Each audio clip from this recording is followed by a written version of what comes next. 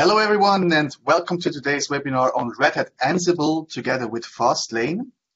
Since I only see German-speaking participants, we would like to hold the webinar in German. If someone prefers English or is not speaking German, please let us know in the chat so we will switch back to English. That's not a problem at all. Also noch einmal herzlich willkommen zu unserem heutigen Webinar über Red Hat Ansible. Wir werden das Webinar in Deutsch führen, da ich gesehen habe, dass wir fast nur deutschsprachige Teilnehmer haben. Falls da jemand einen anderen Wunsch haben sollte, können wir das gerne wieder auf Englisch zurücksetzen. Heute wird das Thema präsentiert von Dirk Davidis. Im Q&A-Teil hilft Rik Megens aus. Jens Habke ist dabei als Business Development Manager von Red Hat und ich bin Gregory Engesser von Fastlane Schweiz. Ich wünsche euch viel Spaß beim heutigen Webinar und hoffe, ihr nehmt viel davon mit. Danke. Over to Dirk. Ja, hallo. Ich muss mich jetzt selbst daran gewöhnen, dass wir jetzt in Deutsch sprechen. Die ganze Zeit habe ich das irgendwie im Englisch gehabt. Es kann sein, dass ich zwischendurch mal in Englisch umschwenke. Dann bitte nicht verwirrt sein und mir einfach nur kurz vielleicht das mitteilen.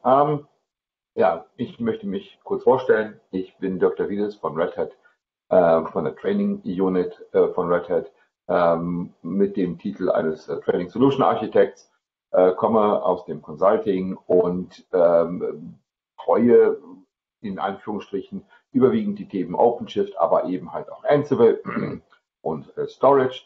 Für den Q&A-Teil habe ich meinen Kollegen, den Rik Megens aus den Niederlanden, der eben die gleichen Themen abdeckt wie ich, OpenShift, Ansible, Storage und das ganze Red Hat Portfolio. Wir haben so ein paar Housekeeping Rules. Ja. Was wir gemacht haben, ist, dass die Teilnehmer muted sind, wenn sie im Endeffekt in unser Live-Event eintreten und solange der Event geht. Wir möchten darum bitten, Fragen zu dem, was ich hier vortrage, in die sogenannte Q&A-Sessions zu machen. Ja? Also, dass wir das ein bisschen trennen. Also, es gibt einmal den Chat, da kann man sich so austauschen, zum Beispiel, der spricht zu schnell, der spricht zu langsam oder können wir es nicht doch auf Englisch machen. Auf der anderen Seite Fragen, die zu dem Material oder zu dem hier präsentierten gestellt werden, doch bitte in die Q&A-Session zu machen. Um das Ganze so ein bisschen voneinander zu trennen, dass da nicht irgendwelche Fragen untergehen.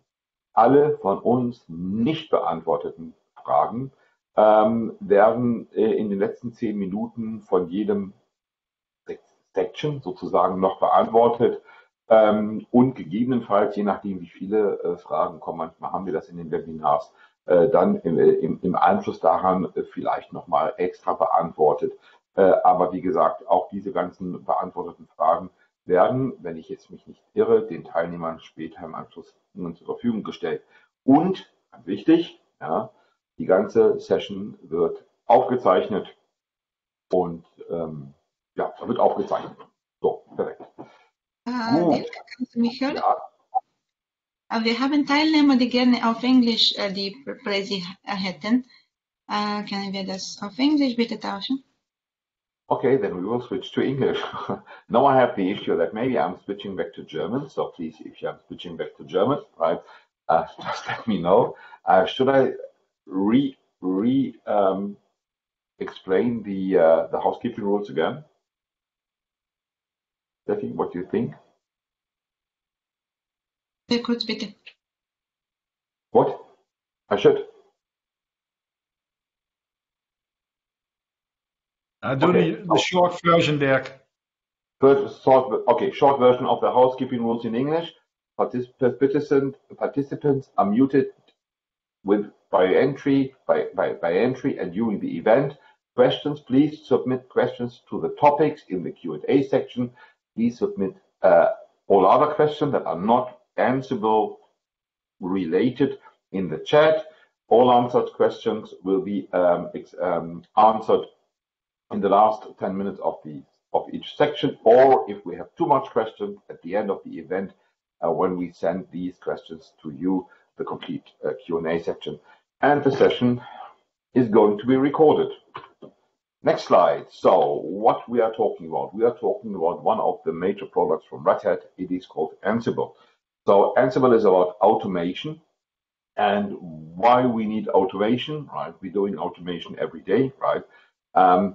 In our personal life, in our business life, just far away from, how I would say, IT stuff, right? So automation is just a description when one person has a problem or a challenge, or problem sounds always so negative, but has a challenge, right, that he wants to solve, and then never needs to solve it again. When the same challenge or the same problem happens the second time, right, he has the answer or the process to solve this issue again, right? This is, I always explain this very automatically when I'm standing up every morning at 6, right?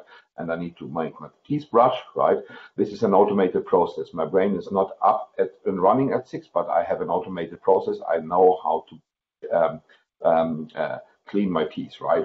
So the agenda for today is why we need automation in IT, why Ansible, and what can I do with Ansible, and as well the so-called Ansible Enterprise tool, the Ansible Tower solution from Red Hat.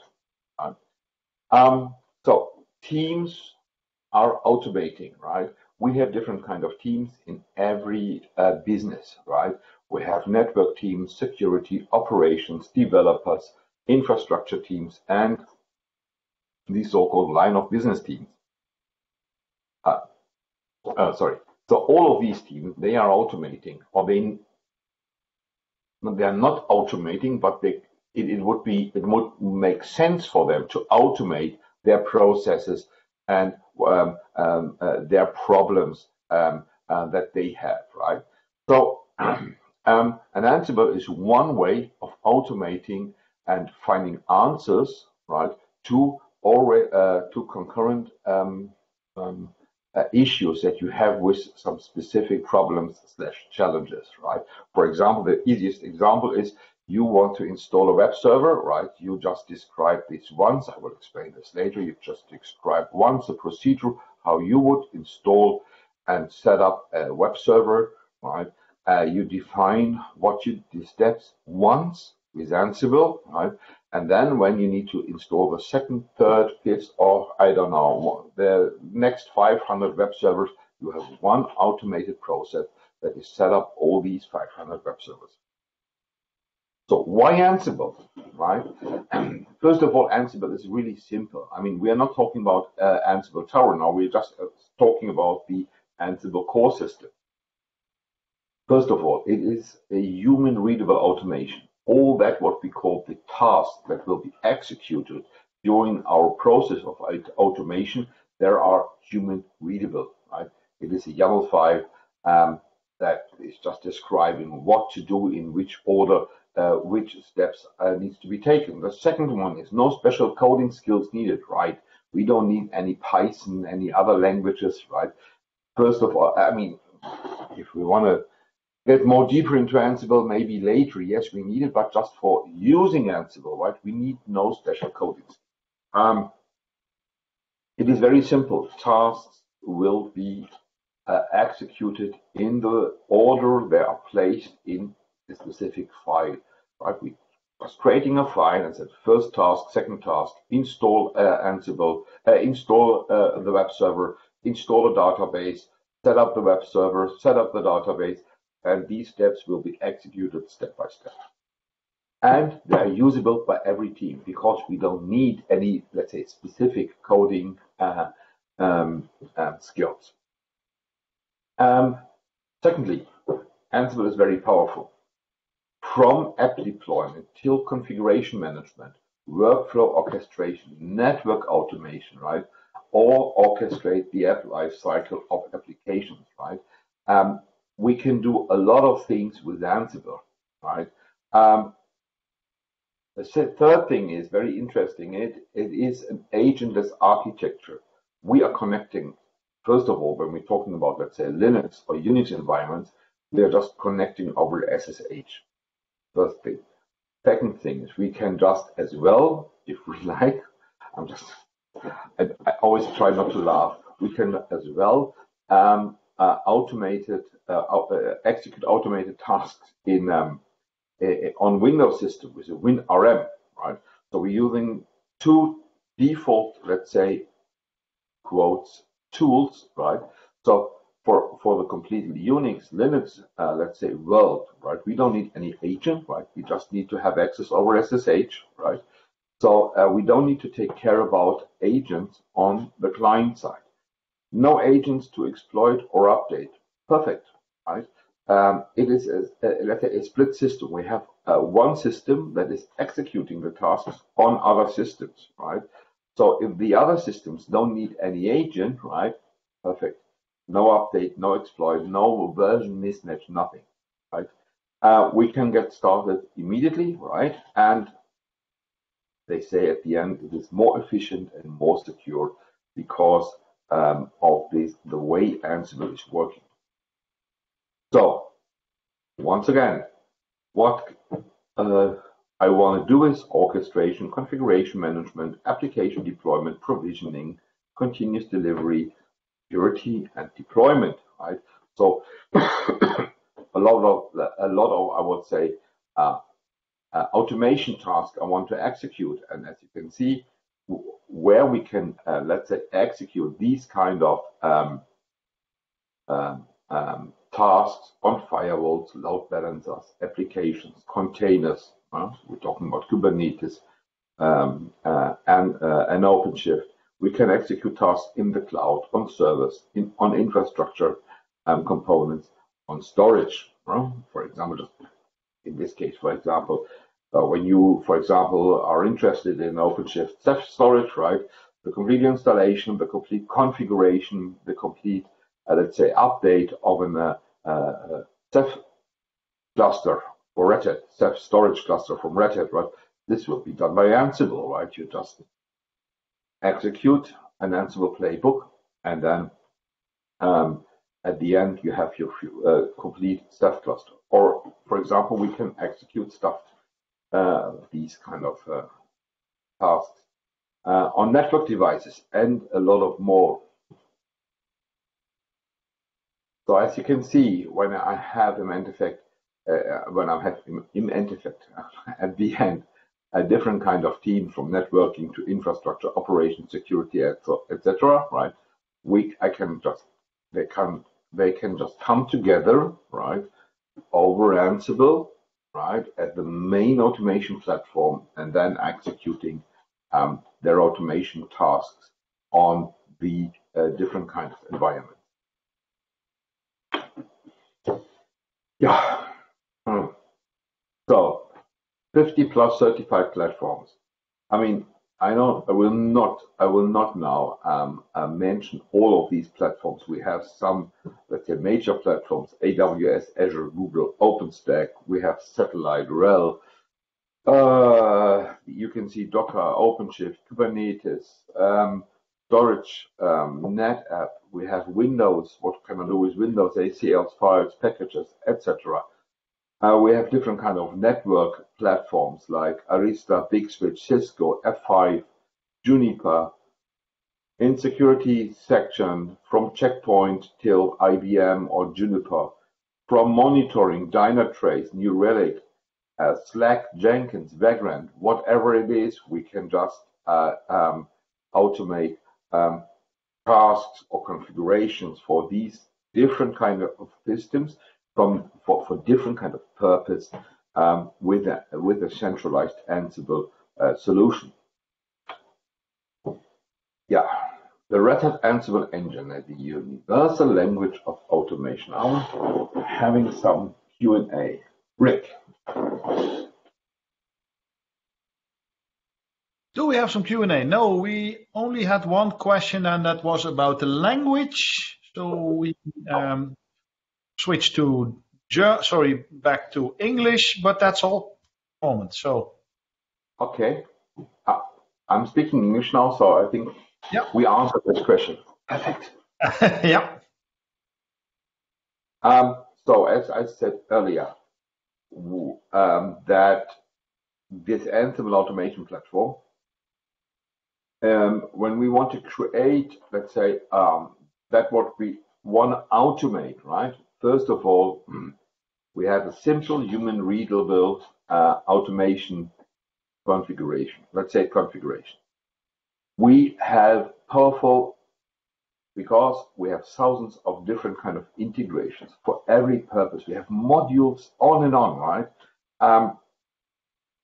And third thing, agentless, no clients, SSH, WinRM, that's it, right?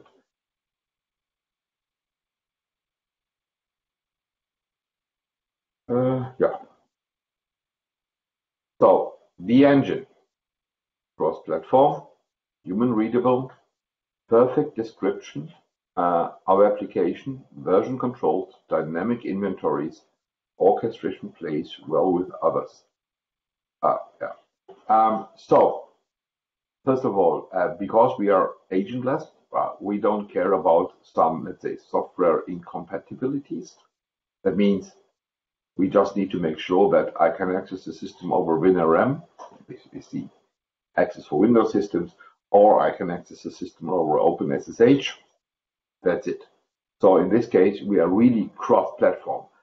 We don't need to install anything, right? Even if I'm doing weird stuff, for example, let's say I want to install on a remote Red Hat system my, let's say, demonstration or my template web server, right? I don't need to take care about if there is a package manager installed or not and whatever, right?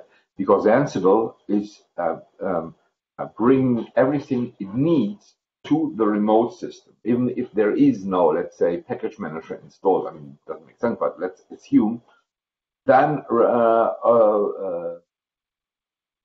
Ansible is taking care that I have everything on the remote system, right, to fulfill my tasks. The human readable stuff, perfectly describe and document every aspect of your application environment. I will come to this a little bit later. Perfect description of application. So every change I'm doing, every task I'm executing, right? This will be made by what we call a playbook. So when I say install an open web server, this is one task. If I'm saying in the next task, install a database server, it's the second task, right? And when I say later, okay, in the third task, please create, let's say, an index HTML file, this is the third task. So all three tasks together we call a playbook, because I'm just executing this one playbook, and at the end, let's say, I have a full-featured web server, right, done by three different kind of tasks. Version control, right? It is a good practice, for example, to have all these playbooks somewhere in the Git repository, for example, right? So I can just see who is changing something, right? Dynamic inventory. So what is an inventory, right? So I have one system where for which I will execute my automation tasks, right? And I have other systems, right, that are, let's say, the clients, right, where I want to execute the task on. So and now I would say now I have hundreds of different kind of servers, right? So what is a dynamic inventory? I need to tell Ansible, please execute this playbook with this different kind of task on specific systems, for example, of a group of systems, my web servers, right? So, and I can use so-called dynamic inventories. I can ask a DNS, an Active Directory, right? Tell me, for example, the host names of all servers in a specific group, and when this, let's say, group changes, right? I don't need to do anything on the Ansible side. It's just automatically updating the information when the next time I say, please execute a specific playbook on all web servers, even new ones or deleted ones, this will be recognized by Ansible. Orchestration plays well with others, yes. We have ServiceNow, Infoblox, AWS, Terraform, Cisco ACI, and more, so we can use our orchestration tools even with third-party quote vendors. My mouse is gone. There it is. So First of all, playbooks are written in YAML. Once again, right? This is the playbook. I may go just one step back. So we have a user. The user wants to execute, or he wants to use the Ansible automation engine, right? So first of all, the user is creating a YAML file that describes what he's want to do. And in these playbooks, we have just a collection of tasks that will be executed, right? So, and it looks like this. For example, install and start a web server. Look that the web server has, no, this is the name of the playbook. Install and start a web server in the, on the host's web. We can just skip at the moment. And then we have the task. First task is install the package, create the index HTML file, copy it from a template to a destination directory, and then please check if this web server has been started. Modules are tools in the toolkit, right? Python, PowerShell, or any language, right, that we need to have in our that we need to extend Ansible with, let's say, additional features. Plugins, right? We have a lot of plugins that we can use with Ansible. We need these kind of plugins. Rik, I don't know exactly, 500, more than 500. I'm stopped counting how many plugins we have and how many modules we have. The inventory, there you can see the inventory, right? Groups, web servers, group database servers, switches, firewalls, and so on, right? This is our inventory. This is a static inventory, but we can use as well dynamic inventories.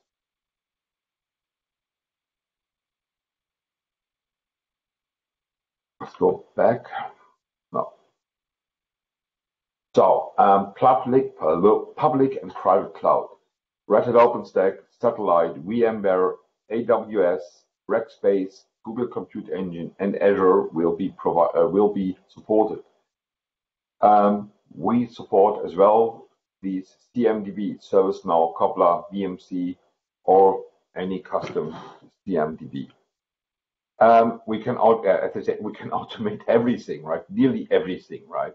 From Red Hat Enterprise Linux till Windows host or checkpoint firewalls, NetApp storage, F5 load balancers, etc. Right? And even as well network devices. Any questions? There's another question. Big questions? Questions. We had one question from Stefan asking about how do you handle SSH keys on this, and I provided him with an answer. It's rather a long answer. The point, of course, is that your control node can manage all the SSH keys on the control node, and you can push that responsibility away to Ansible Tower in an enterprise environment where the tower then takes control of all the identities, and you can even move that part away to a third-party solution to make it even more secure. Stefan answered with a follow-up. Is in general root access needed? I didn't answer that one. So, do we need root access to use Ansible? That's the question. Yeah, answer it. Or should I? Should I or will you? I can do it. You want to do it? You want a sip of coffee and I can answer? No, yeah, if you want, you can answer it. I mean, we'll say both the same, right, Rik? I hope so. No, you need enough access to access that system. On the actual machine you're controlling, what we call the managed node, you need, we basically use the sudo system to get around on the managed nodes. Yeah. We need an account to go onto that system, and on that system we use sudo to get the privileges elevated just enough to do whatever we need to do. Is there a general requirement? Sudo. Do we provide a best practice role model? No, we don't have an RBAC role model like this. It's log on to the system with an account with the least possible privileges and then do sudo. Yes, correct. Stefan, I hope that answers your question. If that's not the case, please put a reply in the chat. And that's it what I have for now, Dirk. Yeah, operate and control at scale. So we need to point out there is two systems. We have Ansible Core. I mean, this is a CLI system, right? And we have Ansible Tower. This is, let's say, on top of this complete stuff, right? For enterprise usage, right? So that means I'm using Ansible, and I think Rik will use Ansible. I'm using mostly Ansible on the command line, right? Just execute some commands. But if I have a large environment, different kind of groups, users, right? Then I need to have a more, let's say, more enterprise-ready environment. And this is later then called, we just see this Ansible Tower. So, and there I have a web user interface. This is create, scale, right? And then have an API, right? So that external tools, for example, can initiate over the API that Ansible Tower is doing some task on other machines, right? And there, this is maybe, let's say, an add-on answer to what was asked earlier. I have some kind of delegations, an RBAC. In Ansible itself, I don't, right? But later, let's say, on top of it in Ansible Tower, I could have an RBAC, which user on my Ansible Tower is allowed to execute tasks on, let's say, external systems. And with this, let's say, on top, right, I can scale the execution capacity of Ansible with, let's say, this add-on or this, let's say, enterprise-ready Ansible. This is Ansible Tower. Right? See some pictures or a picture. It is a user interface and a Restful API. It has some, let's say, features, right? That the, let's say, Ansible Core doesn't have, right? We have RBAC. We have what they call deploy entire applications with push button deployment access. So just press, I would say, quotes, press a button, right? And the application will be fully deployed. All automations are centrally logged. Very important for enterprise customer that every step what we're doing in our environment with Ansible will be logged. And we have these, so what we call the powerful workflows that are matching our internal IT processes, and that could vary from, let's say, customer to customer.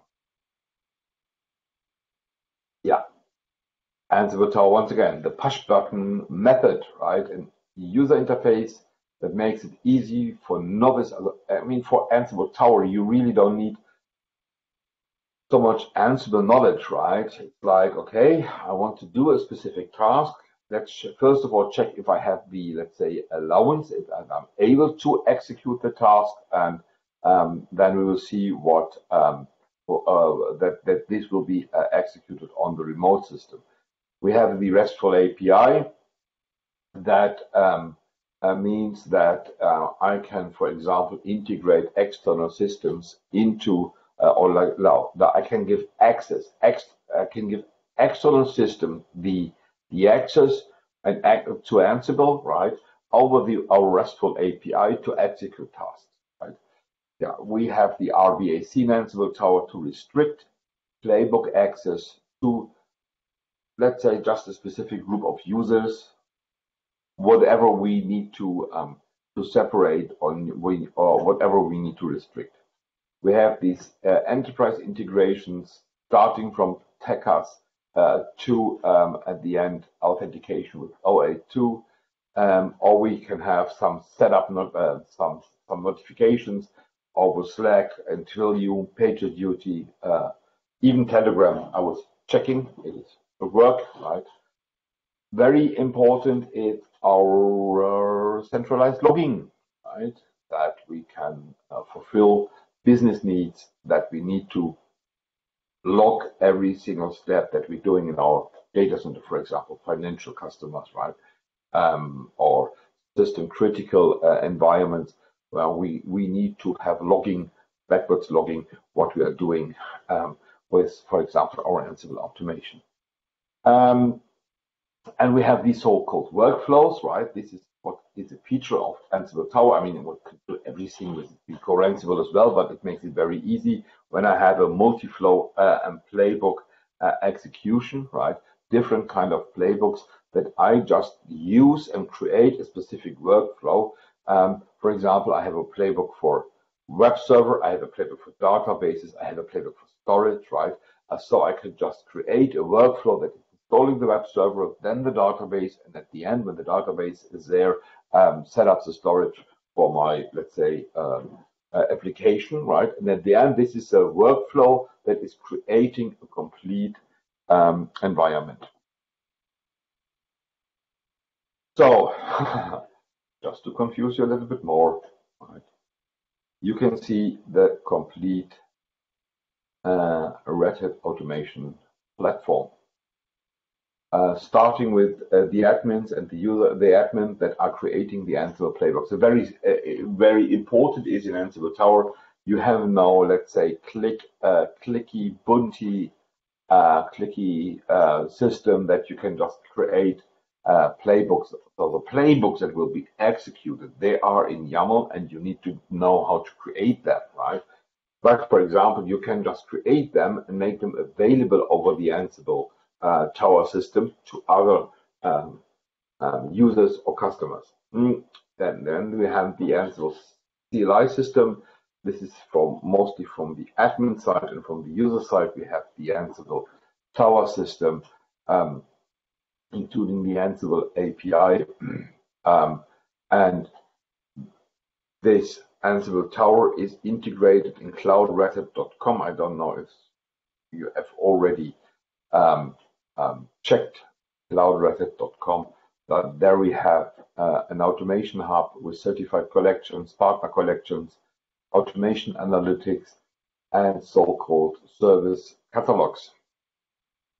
And all this together later, right, is that we are making you as a customer able to automate your business from infrastructure to application development. And bottom use cases for provisioning till orchestration, security, and compliance, etc.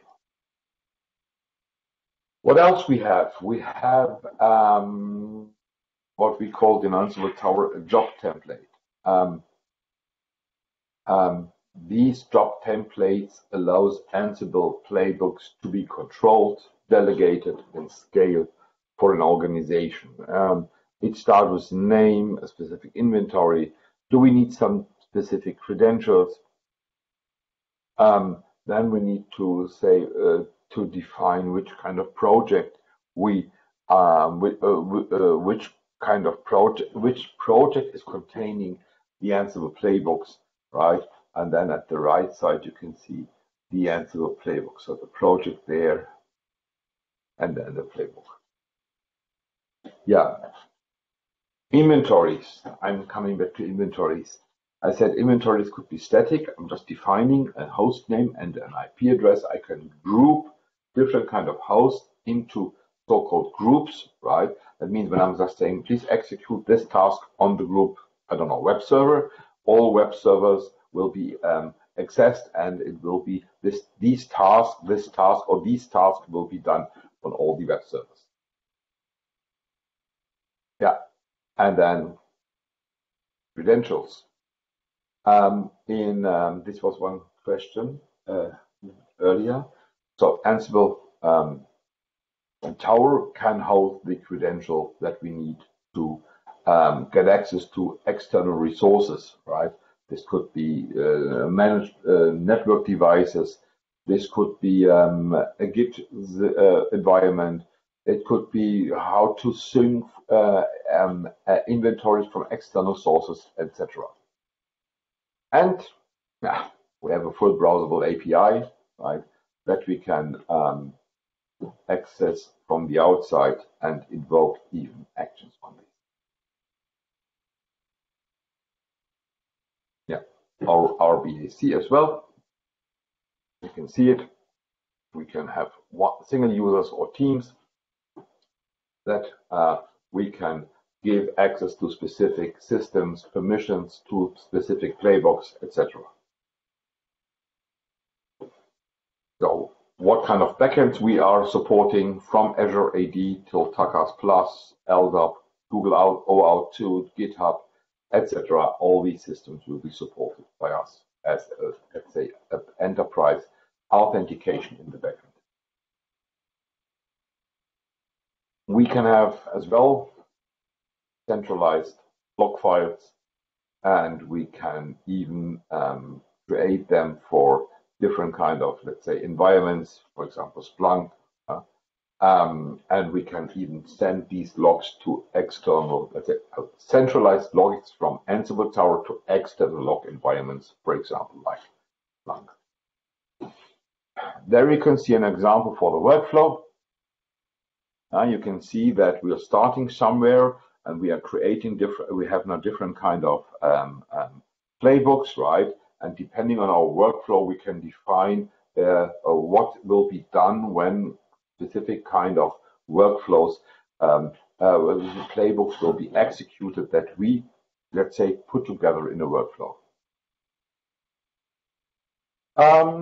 Webhooks enabling GitHubs. What we can do as well is we can trigger job templates or workflows straight via so-called configurable webhooks, right? As they say, automatically provision, update, configure, and apply based on pushes to your source control. So I can, for example, create some changes in GitHub, right? And when I'm changing, for example, a playbook that is part of a workflow, right? Then regarding to this one, I can the changes will be automatically, let's say, deployed to the managed nodes over Ansible. Yeah, Ansible Tower clusters add redundancy. So even in this case, it means that I have not touched one Ansible Tower, I have 3 of them, right? If this is a mission critical system, so I should have a cluster of them, right? That when one of these systems, let's say, are down, right, that my Ansible environment is already working and I have not a single point of failure just because I have just one Ansible system somewhere in my network. Yeah, next steps. There is Ansible.com, get started. You can download a Tower trial. You can join the community. And as well, we have workshops, training, and services. My experience is always, it's good practice to just start with Ansible. So my complete environment that is surrounding me, you cannot see it, right? My Fedora workstation, right? Everything I'm just controlling over Ansible, and it makes sense to just get familiar with Ansible from the, let's say, CLI perspective to get, let's say, the fundamental basics, right? Then later to go the next steps, and at the end being at Ansible Tower. There is at ansible.com/workshops some workshops. We have Red Hat training. I mean, a lot of our courses have at the topic, right? Not, I mean, the Red Hat Enterprise Linux courses, or for example, the Red Hat Storage course, the Chef courses, right? They are covering Ansible in many ways. This is as well, we have the Red Hat Services Automation Adoption Journey. And if you are keen to social media, follow us on Ansible, or follow us at Ansible or on Facebook. So, Rik, questions, more questions.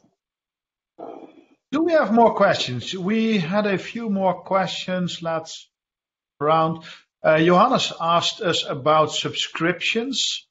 So we really need to pass that on to the other team and come back to you on that one. Question was, do I need a subscription to use the certified collections?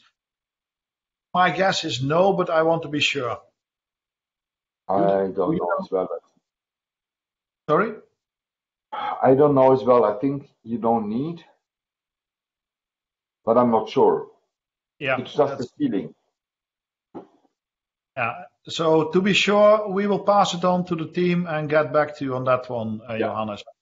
Then we have a question from Ralph. If I compare AWX with Tower, what's the advantage from Tower? I provided an answer. One AWX is Tower. It used to be the project name of the Ansible team before they even were purchased by Red Hat. So, and now it is the upstream community supported version of Tower. So it has a bit more features because it's in features it's ahead, but it's community supported. Yeah. And we take in these features in our newer version of Tower. And what's the and with AWX you have no support. That means when it's working, okay, right? When you have some issue, that's it. Yeah, you own all the pieces. Yeah. So, Ralph, I hope that answers your question. Then Stefan had a question. Have the Ansible Tower UI and REST API, do they have feature parity? So can I do anything on the UI, what I can do on the REST API? Sorry, UI on the REST API and vice versa. I would say on the whole, yes. Of course, you cannot wiggle your mouse on the API. You cannot drag and drop stuff in when we create flows, of course, in the REST API. But on the whole, I would say yes. I would say yes as well. I mean, there is a chance that there is one thing what you maybe cannot do with the API that you can do on the UI, and I have never touched it. I mean, it is possible, Rik, that there is some small stuff that someone says, I know something, right? There is always something that maybe I've never used, and this is not possible. But from the feature set, I would say yes, it should be identical. Yeah.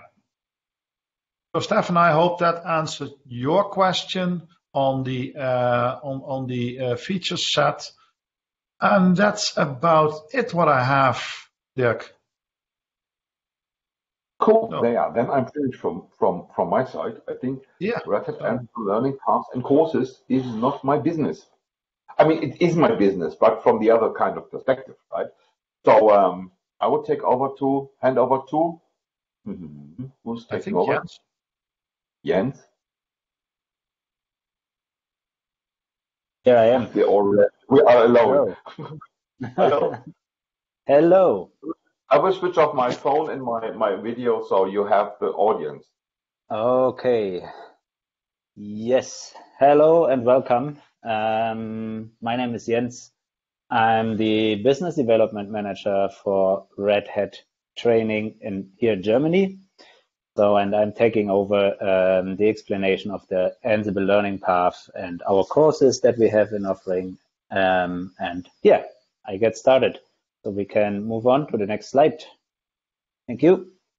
So yes, we have different learning paths. They're basically role-based. That means we have different roles that can be taken by different groups. So we have Red Hat Enterprise Linux administrators. We have network administrators, and we have, of course, also Windows administrators, Microsoft administrators. And for all those groups, we offer learning paths. So the first one is for the Linux administrators. That means here we have included Ansible in our RHCE path. That means whoever does the Red Hat certified engineer path will automatically get in contact with Ansible in the future, because we thought it might be useful to include automation skills into the Red Hat administration path. So that is the reason why our RHCE course, the RH294, is now for 80–90% Ansible based. So then we have building on that the DO447, which goes then a little bit more advanced into the details, and that is then the following course on the RH294. For network administrators, we have basically the same prerequisites. That means it doesn't matter if you do the RHCE path and learn automation then in the RHCE course, or if you become a network administrator. What is required is always the RHCSA, the Red Hat Certified System Administrator. That is a prerequisite that is needed before you start learning Ansible. Yeah, and quite consistently, you can then follow if you don't want to go the network administrator route, you can then follow the DO457 and the DO447 building on that. And always we have also, of course, included exams. Yeah, so that means you can also verify your skills and get a certificate done. And for Windows administrators, of course, there is not there's no Red Hat Linux skills needed, because that doesn't make too much sense. So for Linux, for Windows administrators, typically who are interested in automation with Ansible, they can take the DO417 as a course. So next slide, please. Thank you. So all these courses are offered in different ways to train. Yeah, that means we have different modalities that we offer in Red Hat for our courses. Quite common at the moment, and that's why we show these three here are, of course, virtual and online modalities, because we cannot go live and meet in classrooms. That is due to the COVID situation not allowed. So therefore, virtual training would be a very nice option. Virtual training is basically live. It is instructor-led and it is secure, because you sit in front of your own computer and you can then follow the training. On-site training is also delivered in the virtual format. It's basically the same like virtual training, but there's one difference. On-site training is a private class. That means you have a private group of people, and therefore it is required that you have a minimum of 6 delegates attending, and you have a private group, and you basically don't need to share the instructor with other attendees from other companies. And the third thing is online learning, or the Red Hat Learning subscription. So online learning is quite common and quite known. It's self-paced, and the Red Hat Learning subscription is basically the Netflix of Red Hat learning. You can say, yeah. So it's a offering that includes all Red Hat online learning courses in one subscription, in a 1-year subscription. So next slide, please. Okay, thank you. Yes, so here I want to tell you a little bit more about the Red Hat Learning subscription for those who haven't heard it. As I said, the Red Hat Learning subscription is a complete offering of all Red Hat online learning courses. That means we have 50 plus courses in our curriculum. Yeah, we cover all our technologies for 100% with courses, and all these courses are available in different modalities. And one of these modalities is Red Hat Online Training, and that is what a Red Hat Learning subscription is about. So that means 100% of our courses are covered in the Red Hat Learning subscription as online trainings. So you have 24/7 hours, 24/7 access globally.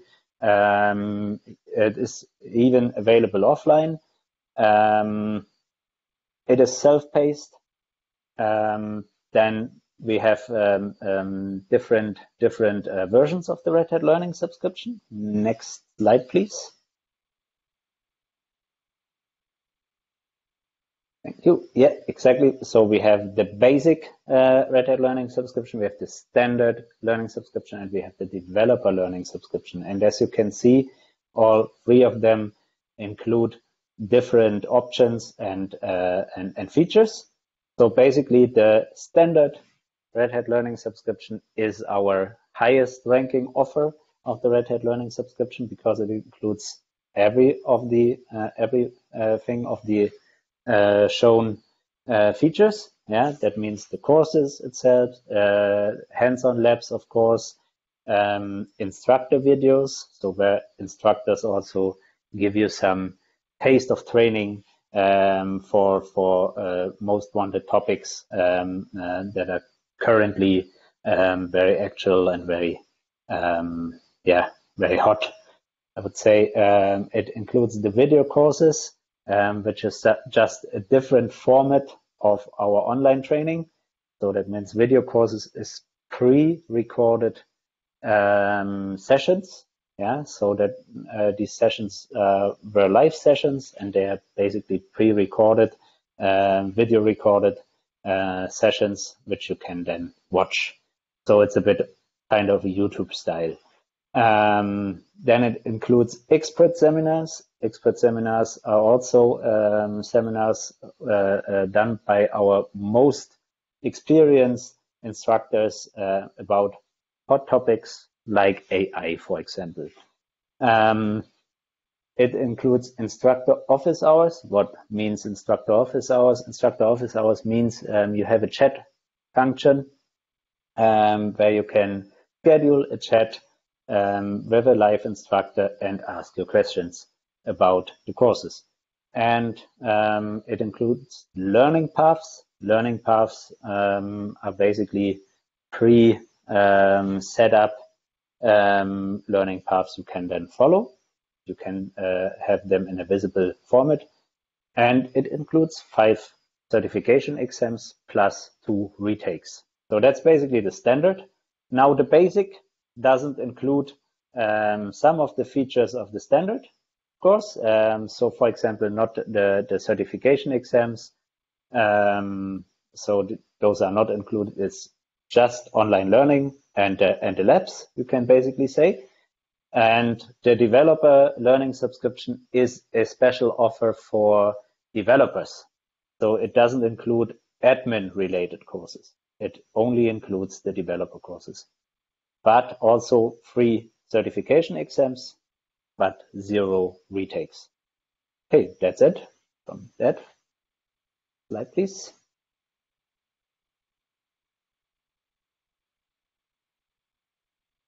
Exactly, that was already explained by me.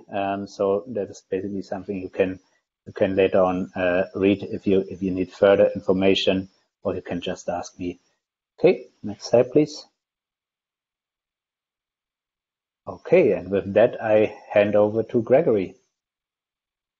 Thank you very much, Jens. Now to the much more interesting question, where to book these subscriptions and courses.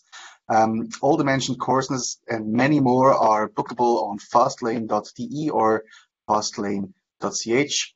You see the link on the slide. It's Flane for Fastlane. We have it in different languages, in English, and in Switzerland also in French, if you have to look for a French course. We offer the official Red Hat schedule, we have different time zones. So when you would say, yeah, I don't like to, or I have to work from 8 to 5, maybe you would like to make a training in the US where it starts at 6 o'clock. We have instructor-led online courses as well as on-site courses, at least after COVID. The very moment it's unfortunately not possible. And you can use your Red Hat training units to book your preferred training. Yes, that's it from my side. If you have any questions regarding the trainings, the schedule, maybe the certifications, please just ask us, write us an email or call us. Thank you very much. Gregory? Yes, Rik? There is one question from Johannes. He asks if there is a guarantee to run course for the DO447 in German or English in the near future. DO447, you said? Yeah, that's the best practices course on Ansible. Just let me check. In German. German or English? That's his question. In German, we don't have a guarantee yet. One will very probably start on the 1st of March until 5th of March. This one will be in German. If you just have another second, I will check for the English courses. In English, we don't have a guaranteed one yet. But for a German course, you can book the one on the 1st of March. If you book it, it should very probably be guaranteed, as we need 1 to 2 more participants for that date. I would be very happy to welcome you in our virtual classroom. Perfect. So thank you very much in behalf of Fastlane, and thank you very much, I think, also in behalf of Red Hat. I will hand over to Stefania for the last word. Thank you. Thank you so much from Red Hat as well for attending. We wish you a great week ahead.